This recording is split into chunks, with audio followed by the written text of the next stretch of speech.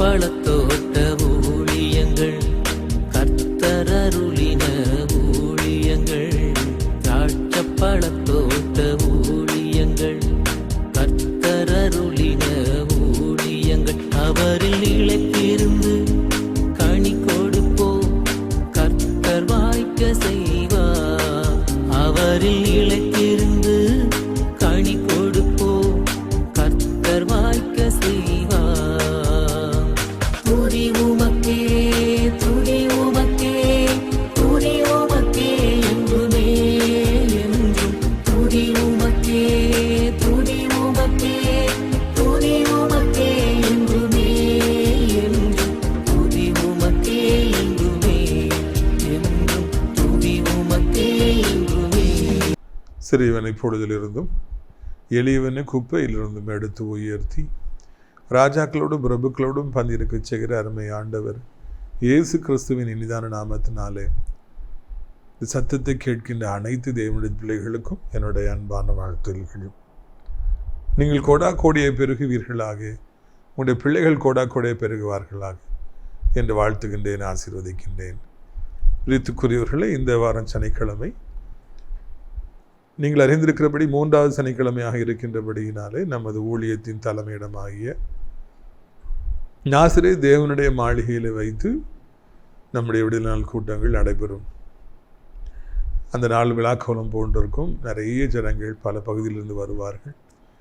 ஏற்கனவே இந்த கூட்டத்தில் பங்கு பெற்று விடுதலை பெற்ற ஜனங்கள் ஆயிரக்கணக்கில் இருக்கிறார்கள். எனவே நீங்களும் கூட வந்து பங்கு பெற வேண்டும் என்று உங்களை அன்போடு கூட அழைக்கின்றோம்.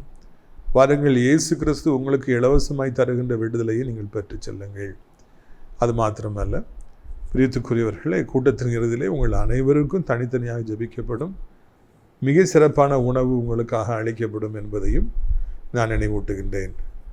வருகிற நாட்களிலே நம்முடைய அடைக்கலான் குருவி இல்லத்தில் தங்குவதற்காக அநேக முதியவர்கள் நமக்கு தேவைப்படுறாங்க. எல்லா வசதிகளும் இருக்கிறது. நாள்தோறும் அவர்களுக்கு ஜபங்கள் ஏறெடுக்கப்படுகின்றன. விசாலமான அறைகள் இருக்கின்றன, காற்றோட்டமான இடங்கள் இருக்கின்றன.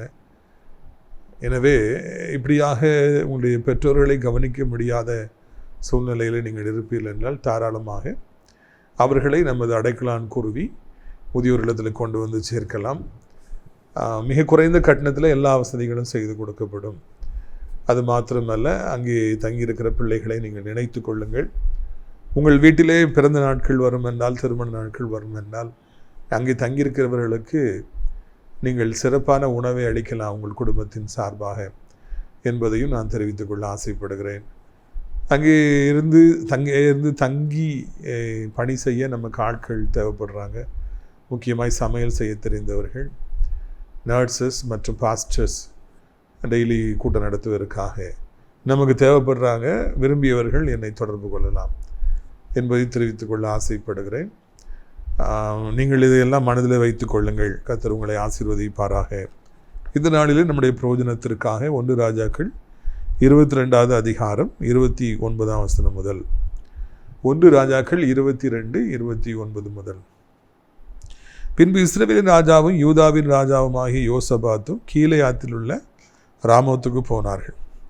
இஸ்ரவேலின் ராஜா யோசபாத்தை நோக்கி, நான் வேஷம் மாறி யுத்தத்தில் பிரவேசிப்பேன், நீரோ ராஜவஸ்திரம் தரித்திரும் என்று சொல்லி இஸ்ரவேலின் ராஜா வேஷமாறி யுத்தத்தில் பிரவேசித்தார்.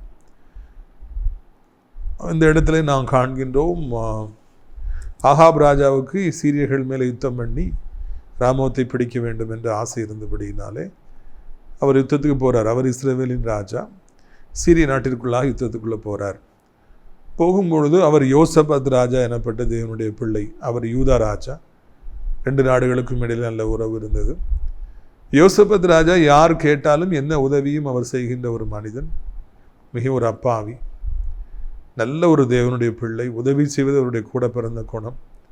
யாரை நம்புவதும் அவருடைய கூடவே பிறந்த குணம். அதனால் அவர் உடனே இவர் கூட ஆகாப் ராஜா கூட யுத்தத்துக்கு வராரு.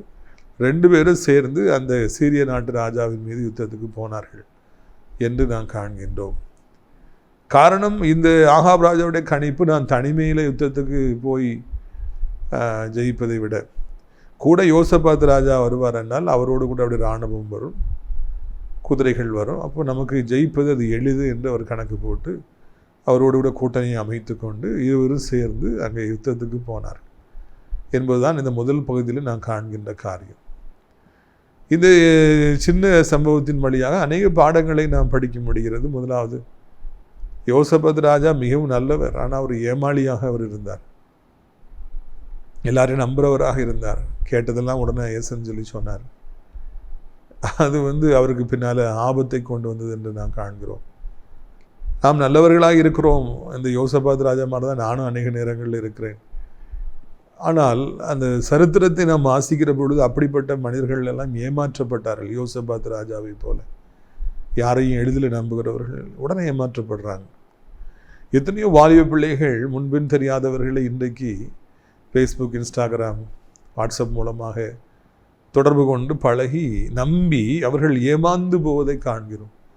தங்கள் வாழ்க்கையே அவர்கள் தொலைத்து போடுவதை நான் காண்கின்றோம். நல்ல பிள்ளைங்க தான், ஆனால் நம்பினதுனால அவன் நட்டாற்றில் போய் நிற்க வேண்டிய சூழ்நிலை. அதே போல் பிஸ்னஸில் எத்தனையோ பேர் நம்பி பண காரியங்களில் ஏமாந்து போவதை காண்கிறோம். நல்லவர்கள் எளிதில் ஏமாற்றப்படுகிறார்கள் என்பதுதான் உண்மை. யோசபாத் ராஜா நல்லவராக இருந்தபடினால்தான் இந்த கேடுகட்ட ஆகாப் ராஜாவை நம்பி அவர் யுத்தத்துக்கு போனார். இவன் மோசமான அளவை கூட போனால் நமக்கு ஆபத்து வந்துருமேன்னு சிந்திக்கிற அளவுக்குலாம் அவர் இல்லை. அவர் மிகவும் நல்ல மனிதனாக இருந்தபடினாலே அவர் யுத்தத்துக்கு போனார். அதனால் நல்லவர்களே நீங்கள் இதை கவனிக்க வேண்டும். நான் கிறிஸ்துவுடைய பிள்ளைகளாக இருக்கிற பொழுது நல்லவர்களாக தான் இருக்கிறோம். நல்லவர்கள் தெரிஞ்சாலே ஏமாத்துறதுக்கு நிறைய பேர் வராங்க. இலகிய மனசுன்னு தெரிஞ்சால் ரொம்ப பேர் ஏமாற்றுவாங்க.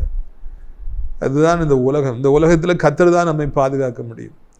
கர்த்தர் தான் நமக்கு இது மாதிரி மக்கள்கிட்ட இருந்து நமக்கு விடுதலை தர முடியும். கவனமாக நம்முடைய வாழ்க்கையில் இருப்போம், சிந்திப்போம், செயல்படுவோம்.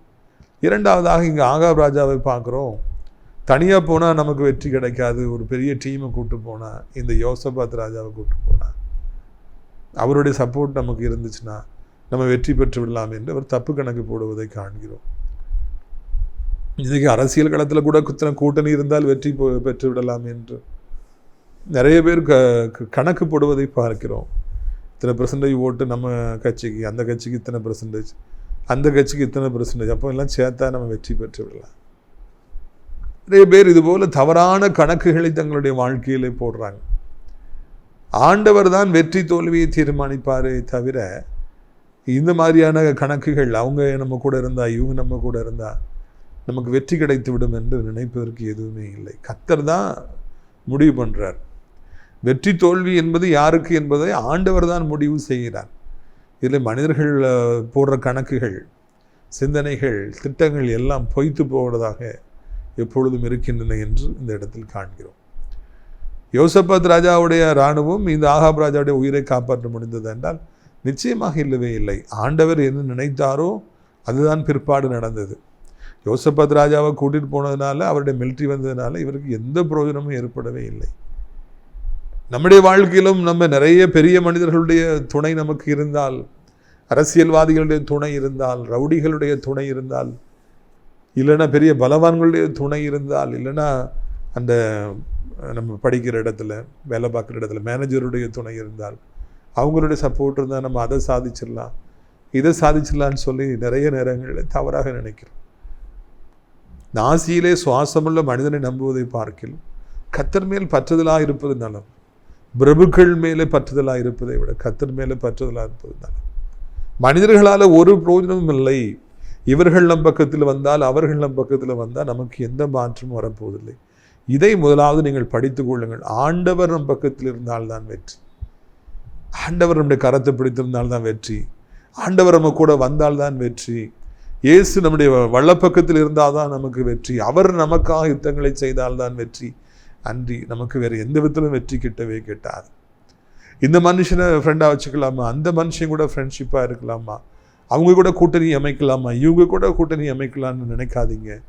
ஏசப்பா கூட கூட்டணி அமைக்கணும்னு சொல்லி நினைங்க. அவர் தான் ரிலையபிள் பர்சன். நம்ப தகுந்தவர் அவரே. பாதி வழியில் கைவிடாதவர் அவரே. இயேசு நம்மோடு வந்தால் வெற்றி 100% உறுதி. அப்படிப்பட்ட ஆண்டவரை நம் பக்கமாக கொள்ளுவதற்காக நீங்கள் விரும்புங்கள், முயற்சி எடுங்கள். பிள்ளைகள் கற்றுக் கொடுங்க. அவங்ககிட்ட ஃப்ரெண்டாக இருக்கணும், இவங்ககிட்ட ஃப்ரெண்டாக இருக்கணும்னு நினைக்காதீங்கம்மா. ஏசப்பாவை ஃப்ரெண்டாக வச்சுங்க. அப்போ தான் வாழ்க்கையில் வெற்றி. என்பதை நீங்கள் அங்கே நினைவு கூற வேண்டும் என்று சொல்லி உங்களை அன்போடு நான் கேட்டுக்கொள்கிறேன். பிள்ளைகளுக்கு கற்றுக் கொடுக்க வேண்டும் என்று சொல்லியும் உங்களை அன்போடு கூட கேட்டுக்கொள்கிறேன். நீங்கள் ஒரு சபை போதகராக இருப்பீர்கள் என்றால், நீங்கள் ஒரு ஊழியக்காரராக இருப்பீர் என்றால், சபை மக்களுக்கும் சொல்லிக் கொடுங்கள். இயேசு கிறிஸ்து கூட இருந்தால்தான், அவரோடு கூட்டணி அமைத்தால்தான் வெற்றி. இந்த உலகத்து மக்களுடைய நட்பு தொடர்பு எதுவும் ஒரு பிரயோஜனம் கிடையாது என்பதை அவர்களுக்கு நீங்கள் தெரியப்படுத்துங்கள். பாருங்கள், 1 ராஜாக்கள் 22ஆம் அதிகாரம் 31ஆம் வசனம். சீரியாவின் ராஜா தனக்கு இருக்கிற ரதங்களின் 32 தலைவரை நோக்கி, நீங்கள் சிறியவரோடும் பெரியவரோடும் யுத்தம் பண்ணாமல் இஸ்ரவேலின் ராஜா ஒருவனுடைய மாத்திரம் யுத்தம் பண்ணுங்கள் என்று கட்டளையிட்டார். ஆகையால் ரதங்களின் தலைவர் யோசபாத்தை காண்கையிலே, இவன் தான் இஸ்ரவேலின் ராஜா என்று சொல்லி யுத்தம் பண்ண அவனுக்கு நேராக சாய்ந்து வந்தார்கள். அப்பொழுது யோசபாத் கூக்குரலிட்டான். கூடா நட்பு கேடாய் முடியும் என்று இந்த இடத்தில் நாம் காண்கிறோம். யோசபாத் ராஜா மிகவும் நல்லவர் தான், தேவனுடைய பிள்ளை தான், சொக்க தங்கம்தான், 24 கேரட் கோல்டு தான். ஆனால் சேரக்கூடாத அந்த ஆகாப் ராஜா கூட சேர்ந்ததுனால அங்கே மிகப்பெரிய ஆபத்து அவருக்கு வந்துவிட்டது. ஆகாப் ராஜா என்றாலே கர்த்தருக்கு எதிராக இருந்தவர். அவருடைய மனைவி ஏசபேல் இன்னொரு நாட்டிலிருந்து வந்து தவறான வழிமுறைகளை இஸ்ரவேலுக்கு அறிமுகப்படுத்தி கொண்டிருந்தார். பாகாலின் தீர்க்கதரிசிகளை ஊக்குவித்தார். கர்த்தருடைய தீர்க்கதரிசிகளை சங்காரம் பண்ணி கொண்டிருந்தால் அந்த யோசேபேலுக்கு முழு ஆதரவையும் ஆகாப் தெரிவித்துக் கொண்டிருந்தான். தன்னுடைய மனைவியுடைய கையிலே கைப்பாவையாக இந்த ஆகாப் இருந்தான். மனைவி சொல்வதெல்லாம் தலையாட்டினான். அந்த ஆகாப் ராஜா குள்ளநெறியாக இருந்தான், அவன் கேடுகட்டவனாக இருந்தான். அந்த ஆகாப் ராஜாவோடு கூட வந்ததுனால அங்கே ஆபத்து யோசபாத் ராஜாவுக்கு வருகிறது. வந்த உடனே ஆகாப் சொல்கிறார், நான் வேஷம் மாதிரி யுத்தத்துக்கு உள்ளே போயிடுறேன், நீ என் இடத்துல ராஜா மாதிரி வேஷம் போட்டு வா. அதாவது ஆபத்து வந்தால் உனக்கு வரட்டும், நான் உள்ளே போய் வேஷம் மாதிரி தப்பிக்கிறேன். எவ்வளோ ஒரு குள்ளநெறி பார்த்தீர்கள். தனக்கு எதுவும் ஆபத்து வந்துவிடக்கூடாது என்பதற்காக தன்னை நம்பி வந்த அந்த அப்பாவி ராஜாவை தன்னுடைய ரதத்தில் உட்கார வைத்து விட்டு இவர் உள்ளே போயிடுறார். ஆகாப். இந்த கூடா நட்பு கேடாய் முடியும். தன்னை நம்பி வந்தவனுக்கு துரோகம் செய்வதுதான் ஆகாபுடைய வழக்கம். எத்தனையோ கேடுகட்டவர்கள் இந்த பூமியில் இருக்கிறாங்க. தன்னை நம்பி ஒருத்தன் வந்துட்டான்னா ஏமாளின்னுட்டு அவங்களுக்கு கேடு செய்யாமல் விடவே மாட்டாங்க. உலகத்தில் நீதி என்ன? ஒரு நம்பி வந்தால் அவருக்காக உயிரையும் கொடுக்க வேண்டும். என் நம்பிட்டான், அதனால் நான் அவனுக்காக உயிரையும் கொடுப்பேன். நிறைய நல்லவர்கள் சொல்கிறாங்க. இன்னும் நிறைய கேடு கட்டவர்களும் நம்பி வந்துட்டான், வசமாக சிக்கிட்டான், அதனால் அவனை என்னென்னாலும் பண்ணலாம், அவனுக்கு கேடு செய்யாமல் விடக்கூடாதுன்னு நினைக்கிறவர்களும் 2 கேட்டகரி இந்த பூமியில் இருக்குது. இதை குள்ளநெறியாக ஆகாப், நீ அங்கே நின்றுக்க ராஜா மாதிரி என்ன மாதிரி வேஷம் போட்டுக்க, நான் உள்ளே போயிடுறேன் தப்பிடுறேன்னு சொல்லி ராஜா உள்ளே போயிடுறான். ஆகா ராஜா. இங்கே யோசபாத் வர்றார். எதிரி சீரிய நாட்டு ராஜா என்ன சொல்கிறாரு, யாரையும் ஒன்றும் செய்ய வேண்டாம், ராஜா எதிரி நாட்டு ராஜாவை வீழ்த்துக்கணும்னு 32 ரதமும் சூழ்ந்து வந்து ஒரே நேரத்தில் யோசபாத்தை குறி வச்சு வருது. யோசபாத்துக்கு அதை முடிய போகுது. பக்கத்தில் வந்துட்டாங்க, கொல்ல போகிறாங்க. அப்போ தான் அவர் ஆண்டவரை நோக்கி கூப்பிட்டார் என்று நான் காண்கின்றோம். ஆகாபை நோக்கி நம்பி வந்தேன் ஐயா, மோசம் போனேன், என்னை கொல்ல போகிறாங்க, எனக்கு வழி தெரியல, என்னை காப்பாற்றுங்கன்னு அவர் ஊழ விட்டார்னு சொல்லி பார்க்குறோம். அபயம் விட்டார் என்று நான் காண்கின்றோம். கூடா நட்பு கேடாய் முடியும். வாலிபர்களை, வாலிப பிள்ளைகளை, நம்பக்கூடாதவர்களை நம்பினால், போகக்கூடாதவர்களோடு போனால் இப்படி தான் வாழ்க்கையில் முடிவுகள் வரும். ரொம்ப கவனமாக நாம் இருக்க வேண்டும். கவனமாக இல்லை என்றால் மிகப்பெரிய ஆபத்துகள் நமக்கு வந்துவிடும். இதைத்தான் இந்த இடத்துல நாம் காண்கின்றோம். இதைத்தான் நாம் இந்த இடத்துல புரிந்து கொள்ள வேண்டும். நிறைய பேர் தங்களுடைய வாழ்க்கையில் இது மாதிரி நம்பக்கூடாதவர்களோடு கூட பிரயாணிப்பதை காண்கிறோம்.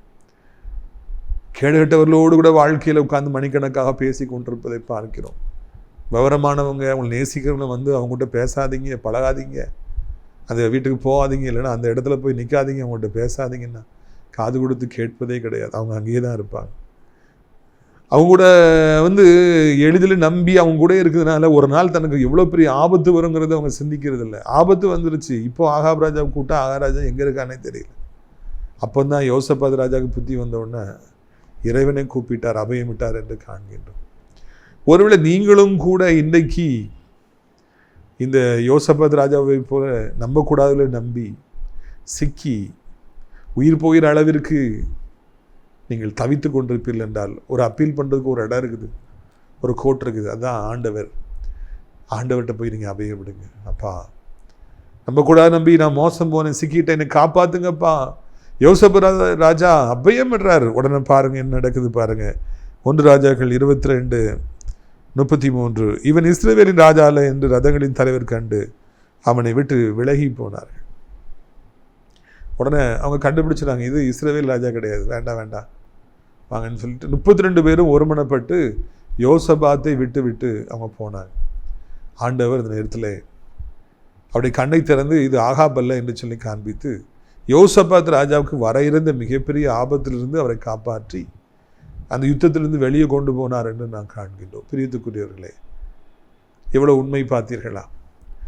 நம்ம நிறைய நேரங்களில் இந்த உலகத்து மக்கள் நம்பி நம்பி மோசம் போகிறோம், நமக்கு ஆபத்து வருது, நமக்கு தீங்கி வருது, கேடு வருது, நம்மளை நெருக்கிறாங்க. அப்போது நம்ம ஆண்டவர் நோக்கி அபயம் விடுகிற பொழுது எவ்வளோ பெரிய ஆபத்து நமக்கு வந்தாலும் அவைகளை நம்மை தப்புவித்து பத்திரமாக வெளியே கொண்டு வருவதற்கு ஆண்டவர் போதுமானவராக இருக்கிறார். உங்களை அவர் தப்புவிப்பார், பயப்படாதீங்க. வாலிபர்களே பயப்படாதீங்க, உங்களை தப்புவிப்பார்.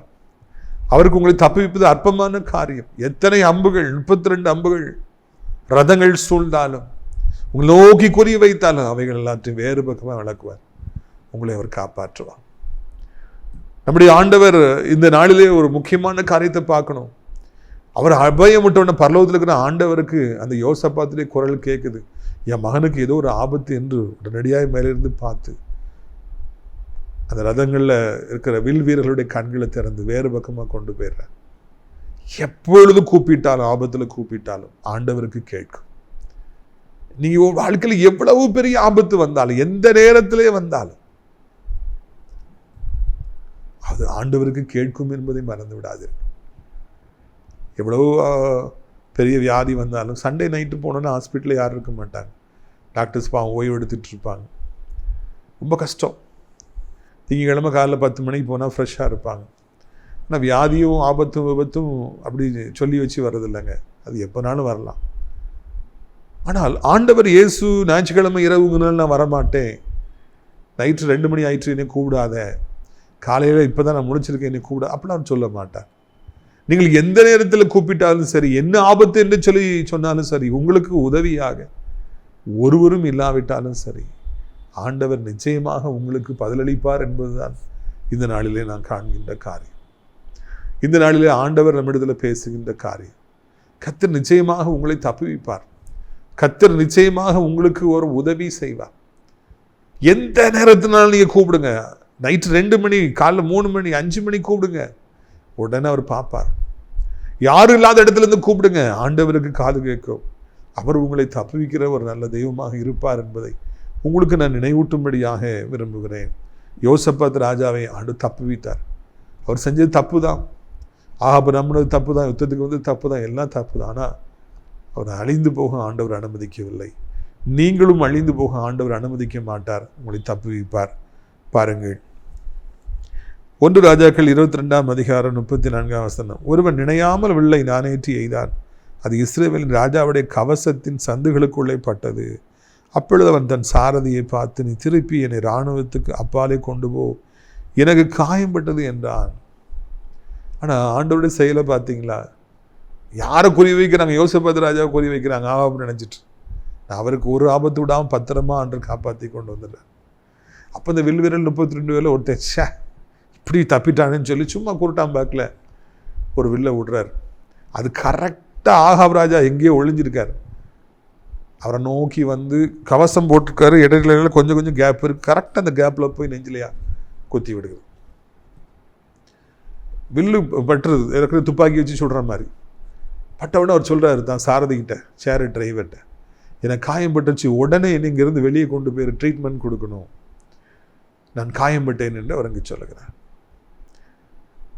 குள்ள நரியை போல திட்டமிட்டு சதி திட்டம் தீட்டி அப்பாவையை மாட்டி விட்டு தான் தப்பில்லான்னு வந்த அந்த ஆகாப் ராஜா, யுத்தத்துக்கும் யோசபாத்துக்கும் சம்மந்தமே கிடையாது, முழுக்க முழுக்க ஆகாபுக்கு தான் அவர் வந்திருக்கார். இவனை கொன்று அந்த இடத்தை, அந்த ஊரை பிடிக்கணும்னு சொல்லி வந்திருக்கார். ஒளிஞ்சு நின்று யுத்தம் பண்ணுறாரு. ஆனால் அங்கே என்ன நடக்குது? சம்மந்தமே இல்லாமல் எங்கே இருந்தோ எப்படியோ ஒரு அம்பு வந்து கரெக்டாக ஆகாப் ராஜா நெஞ்சை குத்தியது என்று காண்கிறோம். தன்னுடைய மதியினத்தினாலும் தன்னுடைய குள்ளநரித்தனத்தாலும் தப்பிக்கொள்ளலாம் என்று நினைத்தான். அப்பாவையை மாட்டிவிட்டு தான் தப்பிடலான்னு சொல்லி நினைச்சான். அதில் அவன் மாட்டிக்கிட்டான். அவன் வெட்டின குழியில் அவனே விழுந்துட்டான். அவன் மேலே வந்து அம்பு பாய்ச்சிருச்சு. சம்மந்தமே இல்லாமல் எங்கிருந்தோ வந்து அம்பு பாய்ஞ்சிருச்சு. உன்னை காயப்பட்டேன், என்னை வெளியே கொண்டு போய் உயிரை காப்பாத்து. நல்லவர்களுக்கு ஆபத்தை கொண்டு வர வேண்டும் என்று நினைக்கிறவர்களுக்கு, தன்னை நம்பியவர்களுக்கு துரோகம் செய்கிற கேடுகட்டவர்களுக்கு இப்படிப்பட்ட முடிவே சம்பவிக்கிறது. இப்படிப்பட்ட வேதனையே அவர்களுக்கு வருகிறது. பிரியத்துக்குரியவர்களே, நம்முடைய வாழ்க்கையிலும் கூட இதை நீங்கள் புரிந்து கொள்ள வேண்டும் என்று உங்களை அன்போடு கூட நான் அழைக்கின்றேன். துன்மார்க்கனுடைய முடிவு இப்படித்தான் இருக்கும். சம்பந்தமே இல்லாமல் உங்களுக்கு திடீர்னு பிரச்சனை வந்து, எங்கிருந்தோ ஒரு ஆபத்து வரும், வந்து அது அவருடைய வாழ்க்கையில் முக்கியமான பிரச்சனைகளே அவர்களுக்கு கொண்டு வந்துடும். யாரு துரோகிகளோ, யாரு சண்டாளர்களோ, உதவி செய்பவர்களுக்கும் நேசிப்பவர்களுக்கும் கேடு செய்கிறார்களோ அவர்களுக்கு இப்படிப்பட்ட ஒரு முடிவுதான் இருக்கும் என்பதை நான் நினைவூட்ட விரும்புகிறேன். இங்கே பாருங்கள், இந்த நெஞ்சில் அம்பு பாஞ்சிருந்து என்னை வெளியே கொண்டு போகணும்னு ஒரு சொன்ன உடனே வெளியே கொண்டு போகணும் சேரியட் டிரைவர் ட்ரை பண்ணுறாரு. ஆனால் அன்னைக்கு யுத்தம் அதிகரித்தபடினாலே அந்த சேரட்டை வந்து வெளியே கொண்டு போக முடியல. சுற்றி சண்டை நடந்துகிட்டு இருக்குது. நேரம் அதிகரிக்க அதிகரிக்க ரத்தமாய் கொட்டுகிறது. ராஜாவை வெளியே கொண்டு போயிடலாம், காப்பாற்றலான்னு பார்க்குறாங்க, முடியவே இல்லை. பாருங்கள், அன்றைய தினம் 35 யுத்தம் அதிகரித்தது. ராஜாவை சீரியருக்கு எதிராக ரதத்தில் நிறுத்தி வைத்தார்கள். சாயங்காலத்தில் அவன் இறந்து போனான். காயத்தின் ரத்தம் ரதத்தின் தட்டிலே வடிந்தது. எவ்வளவோ காப்பாற்றணும்னு பார்க்குறாங்க, ஆனால் அந்த இடத்த விட்டு வெளியே போக முடியல. அந்த ரத்தம் போய் போய் போய் போய் போய் ஆகாப் ராஜா மறித்து போனான். அதுதான் தேவ சித்தம். அந்த யுத்தத்தில் ஆகாபை கொல்ல வேண்டும் என்பது தேவனுடைய சித்தம். அது நடந்து போயிடுச்சு. ஆகாபுடைய குள்ள நரித்தனம், ஆகாபுடைய புத்தி, அனுபவம், யுத்த ஆற்றல் எதுவும் கை கொடுக்கவில்லை. கர்த்தர் கைவிட்டு விட்டார் என்றால் எதுவும் கை கொடுக்காது என்பதை நான் காண்கின்றோம். சில வருஷங்களுக்கு முன்னால் கர்த்தரை அறியாத ஒரு குடும்பத்தார் செல்வ செழிப்பாக வாழ்ந்தார்கள். அவங்க கடை வச்சுருந்தாங்க, பயங்கர பிஸ்னஸ், நிறைய 10-15 வேலைக்காரங்க. எங்கள் வீட்டிலாம் ஜாமான் அங்கேருந்து தான் வாங்குவோம். நல்ல ஆட்கள் தான், ஆனால் ஆண்டவருக்கு சம்மந்தம் இல்லாதவங்க. நிறைய நிலங்களை வாங்கி போட்டிருந்தாங்க. வசதினா வசதி, அப்படி வசதி. ஆனால் ஆண்டவருக்கு விரோதமாய் சில காரியங்களை அவர் செய்தார்கள். விளைவாக அவர்கள் கடன்பட்டார்கள். எப்படி கடன்பட்டாங்கன்னே தெரியல. கடன்காரங்க நெருக்கினாங்க, போலீஸில் கம்ப்ளைண்ட் கொடுத்தாங்க. இவங்க கடையை மூடிட்டாங்க, பிஸ்னஸ்லாம் போயிடுச்சு. பணம் இல்லாமல் ரொம்ப தடுமாறி எல்லா இடங்களிலும் பேச்சாக இருந்தது. அவங்க ரியல் எஸ்டேட்டில் எவ்வளவோ இன்வெஸ்ட் பண்ணியிருந்தாங்க. அப்படி இருந்தும் அந்த பணம் அவர்களை காப்பாற்றவில்லை. அவர்கள் அட்ரஸ் இல்லாமலே போனாங்க. எனக்கு ரொம்ப ஆச்சரியமாக இருந்தது. இவ்வளோ சொத்து இருக்குது, அப்படி இருந்துமா இவங்களுக்கு பிரச்சனை அப்படின்னு சொல்லிட்டு. ஐயா, இயேசு ஒருவனே அழிக்க வேண்டும் என்று நினைத்தால் அவங்க சொத்து அவங்களை காப்பாற்றாது. அவங்க ரியல் எஸ்டேட் பிஸ்னஸ் அவங்களை காப்பாற்றாது. பேங்க் டெபாசிட் காப்பாற்றாது. டாக்டர்ஸ் காப்பாற்ற முடியும், யாருமே காப்பாற்ற முடியாது. ஒருத்தனை ஆண்டவர் முடிக்க வேண்டும் என்று நினைத்தால் முடித்து விடுவார். தேவனுடைய ஒத்தாசை ஒருவருக்கு இல்லை என்றால் எதுவும் அவர்களை காப்பாற்றாது. ஆனால் கர்த்தர் கூட இருந்தார்னா, ஒருத்தருமே இல்லட்டா கூட யோசபாத் ராஜாவை காப்பாற்றியது போல ஆண்டவர் நம்மை காப்பாற்றுவார். நம்ம வாழ்க்கையில் ஒன்றுமே இல்லட்டாலும் பரவாயில்ல, ஆண்டவர் நம்மை பத்திரமாய் பாதுகாப்பார், பத்திரமாய் அவர் நடத்துவார் என்பதை உங்களுக்கு நினைவூட்டும்படியாக நான் விரும்புகிறேன். பிரியத்துக்குரியவர்களை, கர்த்தர் உதவி செய்வார். என்னோடு கூட பணிபுரிந்த ஒரு ஆசிரியர் நல்லா ஊழியம் செய்வார். அவருக்கு அதிகாலை 4 மணிக்கெல்லாம் ஹார்ட் அட்டாக் வந்து விட்டது, மேசிவ் அட்டாக். உடனே அந்த மிளகெல்லாம் வாங்கி அவர் கடித்து, அதை எங்கேயோ படித்ததுனால அதை கடித்து அவர் அப்படி சாப்பிட்டுட்டு கொஞ்சம் அந்த வேர்வெல்லாம் குறைஞ்ச உடனே அவரே போய் ஹாஸ்பிட்டலில் போய் அட்மிட் ஆகிட்டார். மனைவிக்கு தெரியவே தெரியாது. ஒரு ஃப்ரெண்டை கூப்பிட்டு போய் அட்மிட் ஆகிட்டார். கையில் ₹1 கிடையாது. உடனே ஐசியூவில் அட்மிட் பண்ணிட்டாங்க. இந்த மருந்து வாங்கணும்னு சொல்லிக்கிட்டு இருக்காங்க. ஆனால் அவர்கிட்ட பணம் இல்லை. மனைவி கேள்விப்பட்டு வராங்க, அவங்ககிட்டையும் பணம் கிடையாது. 4 மணி 5 மணிக்கெலாம் அட்டாக் வந்துருச்சு. 7 மணி 8 மணிக்கெலாம் ஹாஸ்பிட்டலில் அட்மிட் ஆயாச்சு. நான் காலேஜ் 10 மணிக்கு போகிறேன். எங்கள் டிபார்ட்மெண்ட்டில் பேசுகிறாங்க. நாங்கள் உடனே பெர்மிஷன் கேட்டு எல்லோரும் நாங்கள் போகிறோம். ஒரு 11 மணிக்கு போகிறோம். அவர் உள்ளே இருக்காருன்னு சொல்கிறாங்க. போன உடனே எங்களை பார்த்து இந்த மருந்து வாங்கிட்டு வரணும். அந்த அட்டாக் ஆனவங்களுக்கு உடனே ஒரு மருந்து போட்டால் அது இந்த பிளாக்கு கரைக்கும், லைஃப் சேவிங் இன்ஜெக்ஷன். உடனே அதை வாங்குங்கன்னு சொல்லி கேட்டு நான் அந்த நாளில் இந்த பணத்தை கொடுத்து அதை மருந்தை கொண்டு போய் வாங்கி கொடுத்தேன். இன்னொரு மருந்து வாங்கினேன், அதையும் நானே வாங்கி கொடுத்தேன். அவர்கிட்ட பணம் இல்லை, அவர் கட்ட முடியாத நிலைமையில் இருக்கார், மனைவிட்ட பணம் இல்லைன்னு எனக்கு தெரியாது. ஆனால் அந்த நாளிலே நாங்கள் அந்த நேரத்துக்கு போனபடியினாலே அங்கு நான் நின்றேன். அதை கேள்விப்பட்டு எல்லாவற்றையும் வாங்கி கொடுத்தேன், வந்துவிட்டோம். ஆனால் அந்த மருந்து அவருடைய உயிரை காப்பாற்றியது. தொடர்ந்து அவருக்கு வந்த செலவினங்களையும் கூட ஆண்டவர் சந்தித்தார். 3 மாதங்கள் கழித்து அவரை நான் சந்தித்த பொழுது அவர் சொன்னார், சார், ₹1 கூட என் பாக்கெட்டில் கிடையாது, இந்த மருந்து வாங்குறது காசு கிடையாது, நீங்கள் வந்த பொழுது அதை வாங்கி கொடுத்தீர்கள், ஆண்டவர் என் தேவையை சந்தித்தார், நான் காப்பாற்றப்பட்டேன் என்று சொல்லி அவர் சொன்னார். ஆகாப் ராஜாவை காப்பாற்ற முடியல. ஏன்னா அந்த யுத்தம் இன்டென்ஸ் ஆயிட்டதுனால அதிலிருந்து வெளியே வர முடியல. ரத்தம் ப்ளீட் ஆகி அவர் இறந்து போயிட்டார். ஆனால் கர்த்தர் துணை இருந்திருப்பாருன்னா ஒரு வழி உண்டாயிருக்கும், வெளியே வந்திருப்பார், காப்பாற்றிருக்கலாம். கர்த்தர் ஒருத்தர் காப்பாற்றணும்னு நினைச்சிட்டாருன்னா யாரையாவது அனுப்பி காப்பாற்றுவார். கர்த்தர் உங்களை காப்பாற்றணும்னு நினைச்சிருக்காரு, உங்களுக்கு உதவி செய்யணும்னு நினைச்சிருக்காரு. எப்படியாவது உங்களை இந்த ஆபத்திலிருந்து, வியாதியிலிருந்து, கடன்களிலிருந்து, தரித்திரத்திலிருந்து, சாபத்திலிருந்து, செய்வனைகளிலிருந்து, பொல்லாத மனிதர்களிலிருந்து உங்களை வெளியே கொண்டு வந்துடுவார். ஆனால் ஆண்டவர் கைவிட்டார்னா காப்பாற்றவே முடியாது. யார் சப்போர்ட் இருந்தாலும் ஒரு பிரயோஜனம் இல்லாமல் போய்விடும். மனுஷனுடைய அனுகூலம் நமக்கு தேவையில்லை, கர்த்தருடைய அனுகூலம் தான் நமக்கு தேவை. ஆண்டவர் ஒருவரே நம்மை காப்பாற்ற முடியும். நம்பி வந்தவர்களுக்கு ஒரு நாளும் துரோகம் செய்யாதபடி, நமக்கு உண்மையாயிருப்பவர்களுக்கு தீங்கு நினையாதபடி வாழ்வோம். ஆகாப் ராஜா அப்படி தீங்கு செஞ்சுட்டே இருந்ததுனால தான் இறுதியில் அவனுக்கு இப்படிப்பட்ட ஒரு முடிவு ஏற்பட்டது. யோசபாத் ராஜா அப்பாவியாக இருந்து ஏமாந்துட்டே இருந்தார். அவருக்கு ஆபத்து வந்த பொழுது கர்த்தர் காப்பாற்றினார். கிறிஸ்துக்குரியவர்களே, உங்களுடைய ஆசீர்வாதத்திற்காக நான் ஜெபிக்கும்படியாக விரும்புகிறேன். நம் கண்களை மூடுவோமா? அப்பா பிதாவே, இந்த அருமையான நாளுக்காக நன்றி செலுத்துகிறோம், ஸ்தோத்திரம் செலுத்துகிறோம். இதனாலும் கூட அற்புதமான ஒரு சத்தியத்தை நாங்கள் கேள்விப்பட ஆண்டவரை நீங்கள் உதவி செய்திருக்கிறீங்க. நன்றி அப்பா. ஆகாப் ராஜா போன்ற குள்ளநரிகள் இந்த பூமியில் பிறருக்கு ஆபத்தை கொண்டு வருது. தனக்கு உதவி செய்ய வந்தவர்களுக்கு, தன்னை நேசிப்பவர்களுக்கு கூட ஆண்டவரை துரோகத்தை செய்கிறவர்கள் இந்த பூமியிலே பழகி போயிருக்கிறாங்க. ஆகாப் ராஜா பழகி போயிருக்கிறாங்க. யோசபாத் ராஜா மாதிரி ஏமாளிகளும் பெருகி போயிருக்கிறாங்க. நல்ல பிள்ளைகள், கர்த்தருடைய பிள்ளைகளை அவர்களை நீங்கள் தான் காப்பாற்றணும். உதவி செய்தனால ஆபத்து வந்துருச்சு, நன்மை செய்ததுனால விரோதம் வந்திருக்குது, என்ன பண்ணும் தெரியல என்று சொல்லி கலங்குற பிள்ளைகள் ஒவ்வொருவருக்கும் ஆண்டவரை இந்த நாளிலே நீர் உதவி செய்யும்படிக்கு ஜெபிக்கிறோம். ஐயா, அவர்கள் தப்புவிக்க வேண்டும் என்று சொல்லி கெஞ்சுகிறோம். நிச்சயமாய் தப்புவிப்பீர், அதற்காக நன்றி. இப்பொழுது கூட ஆண்டவரை அப்பா பிதாவே, இப்படி பாதங்களை நாங்கள் பிடிக்கிறோம். எப்படியாவது கர்த்தர் மனம் இறங்குங்க, மனம் இறங்கி ஆண்டவரை எப்படியாவது கர்த்தாவே நீங்கள் உதவி செய்யுங்க. இயேசுவின் ரத்தம் செய்யும், இயேசுவின் ரத்தம் செய்யும், இயேசுவின் ரத்தத்தினால கர்த்தாவே சோத்திரம் ஐயா. என் ஆண்டவரே சோத்திரம் ஐயா. என்ன வியாதி இருந்தாலும் அதை மாற்றி போடுங்க தகப்பனே, என்ன கஷ்டங்கள் இருந்தாலும் அதை மாற்றி போடுங்க, என்ன துன்பங்கள் இருந்தாலும் கர்த்தாவே அதை நீங்கள் நீக்கி போடுங்கப்பா. மருத்துவரால் கைவிடப்பட்ட நிலைமையில் இருக்கிற பிள்ளைகளை அந்த ஆபத்திலிருந்து வெளியே கொண்டு வந்து, வியாதியிலிருந்து வெளியே கொண்டு வந்து, இழந்து போன பழைய பலனை தந்து கர்த்தாவே அவளை வாழ வைப்பீராக. ஆறாத புண்கள் ஆறட்டும், கட்டிகள் மறையட்டும், இன்ஃபெக்ஷன் மறையட்டும், பெயின், அந்த இடத்துல இருக்கிற பெயின் எல்லாம் மறையட்டும். அப்பா சோதர செயல்படாத அவயங்கள் செயல்படட்டும், சாப்பிட முடியாதவர்கள் சாப்பிடட்டும், நடக்க முடியாதவர்கள் நடக்கட்டும், மாடிப்படில் ஏறி இறங்க முடியாதவர்கள் நடக்கட்டும், கால்கள் இழந்து போன பலனை பெற்றுக்கொள்ளட்டும் ஐயா.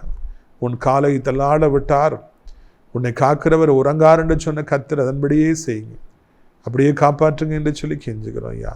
இறை மகனுடைய நாமத்தினாலே ராஜாவுடைய வல்லமை இப்பொழுதே புறப்பட்டு போகட்டும். ஆண்டவரே, கடன் பாரங்களை சிக்கி தவிக்கிற பிள்ளைகள், எப்படி எழுந்து வெளியே வரணும்னு தெரியலையேன்னு சொல்கிற பிள்ளைகளுக்கு எப்படியாவது கர்த்தாவே நீங்கள் உதவி செய்யுங்க, எப்படியாவது கர்த்தர் மனம் இறங்குங்க தகப்பனே. இப்படி பிள்ளைகளை அந்த கடன் பாரங்கள் வட்டியிலேருந்து எப்படியாவது விடுதலை செய்யுங்கப்பா. 10 வட்டி, 5 வட்டி, 20 வட்டி, 4 வட்டி, மீட்டர் வட்டி, தண்டால் வட்டியில் திக்கி தவிக்கிறவங்க பாவம்ப்பா. வருமானமே இல்லாமல் எப்படி வட்டியை கொடுக்க முடியும்? கொஞ்சோல பணத்தை கடன் கொடுத்துட்டு இத்தனை லட்சம் தரணும்னு சொன்னால் எங்கே போய் கொடுக்க? நீங்கள் தான் அதில் இருந்து தப்பி வைக்கணும். வருமானம் இல்லாமல் யாராலே இந்த பூமியில் வாழ முடியும்? கடனில் சிக்கி தவிக்கிற பிள்ளைகள் ஒவ்வொருவருக்கும் உதவி செய்யுங்க. விபத்தை சந்தித்து பல வருடங்களை படுத்த படுக்கையாக இருக்கிற பிள்ளைகள் எழும்பும்படியாய் உதவி செய்யுங்க. ஆண்டவரை நீங்கள் அப்படி செய்வீங்க, நமக்கு சோத்திரம் ஐயா. இப்பொழுது கூட தெய்வீக சுகம் ஒவ்வொருவருக்கும் உண்டாகட்டும். வயதானவருக்கு விழுந்து விடாதபடி 2 கைகளால் ஏந்தி கொள்ளுங்க. வாலிப பிள்ளைகள் மொபைல் ஃபோனு தகப்பனை பைக்குக்கும் அடிமைப்பட்டிருப்பார்கள் என்றால், போதைக்கு அடிமைப்பட்டிருப்பார்கள் அவளை விடுவியும். ஆண்டவரை தவறான முடிவில் எடுத்து வாழ்க்கையை நாசமாக்கி விடாதபடி, வாலிப பிள்ளைகளுக்கு அறிவை கொடுக்க வேண்டும், அவமானங்களை கொண்டு வந்துடாதபடி காத்து கொள்ளுங்கப்பா. அப்படி செய்வீங்க சோத்திர. வீடு கட்டலை, பல வருஷங்களாகி திருமணமாகலை, திருமணமாகி பல வருடம் குழந்தையிலன்னு தவிக்கிற பிள்ளைகளுக்கு அற்புதத்தை செய்யுங்க ஐயா. அதிசயத்தை செய்யுங்க. வானாதிவானவரே, இந்த அருமையான நாளிலும் கூட சத்தத்தை கேட்குற பிள்ளைகள் என்ன நிலைமையில் இருந்தாலும் அவர்களுக்கு நீங்கள் உதவி செய்யுங்க. எப்படிப்பட்ட சூழல் இருந்தாலும் அவருடைய வாழ்க்கையை மாற்றுங்கப்பா. நீங்கள் அப்படி செய்வீங்க. சோத்திரம் சோத்திரம் சோத்திரம். கிருபை தாங்கட்டும், இரக்கம் தாங்கட்டும். ஆண்டவர் அவர்களை வாழ வைத்திரலும். இயேசுவின் நாமத்தினாலே உலகம் இருக்கிற அத்தனை நாடுகளையும் மக்களையும் ஆசீர்வதிங்க. எங்கள் தாய் திருநாட இந்தியாவிற்காக, தமிழ்நாட்டுக்காக ஜெபிக்கிறோம். அனைத்து பிள்ளைகளையும் ஆசீர்வதியும். முக்கியமாக விசுவாச பிள்ளைகள், ஆலயங்கள், திருச்சபைகள், ஊழியங்கள், பாஸ்டர்ஸ் எல்லோரையும் ஆசீர்வதியும். நாஸ்திரே திராட்சைப்பழ தோட்ட ஊழியங்களை நேசிக்கிறேன். நாள்தோறும் நம்முடைய நிகழ்ச்சிகளை பார்க்கிற, அறிமுகப்படுத்துகிற ஜெபத்தினாலே காணிக்கைகளை தாங்க நல்ல உள்ளம் படைத்தவர்கள் உண்டு. நன்றி. அவளை ஆசீர்வதியும். அங்கே நாஸ்திரை தடைக்கலான் குருவி ஆவிக்குரிய முதியோர் இல்லத்தில் தங்குவதற்கு அநேக முதியவர்கள் அழைத்து கொண்டு வரும். சமையல்காரர்கள் தேவை, பாஸ்டர்ஸ் தேவை, ஆண்டவரே நர்சஸ் தேவை, அழைச்சி கொண்டு வாருங்க. மகிமைப்படுங்க. இரட்சகர் இயேசுவின் மூலம் ஜெபிக்கிறோம் நல்ல பிதாவே, ஆமென். என் ஆத்மாவை கர்த்தரை சோத்திரி, என் முழு உள்ளமே அவருடைய பரிசுத்த நாமத்தை சோத்திரி. என் ஆத்மாவை கர்த்தரை சோத்திரி, அவர் செய்த சகல உபகாரங்களையும் ஒருபொழுதும் மறவாதே, ஆமென். கர்த்தராகிய இயேசு கிறிஸ்துடைய கிருபை, பிதாவாகிய தேவனுடைய அன்பு, பரிசுத்த அந்யோன்யமில்லாத பிரசன்னம் உங்கள் அனைவருடைய இன்றைக்கு சதா காலங்களிலும் நிலைத்திருப்பதா. Hallelujah, hallelujah. God bless you.